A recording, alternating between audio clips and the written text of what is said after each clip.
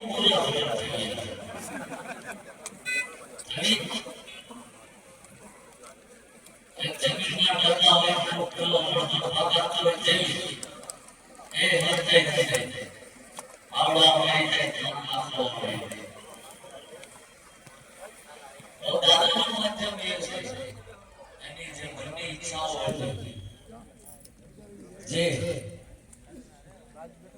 900 વર્ષ પછી મારા જેવાને નિમિત્ત બનાવ્યો અને કદાચ હજારો દુખિયા હશે જે ક્યાંક ને ક્યાંક ભરે ગયા છે,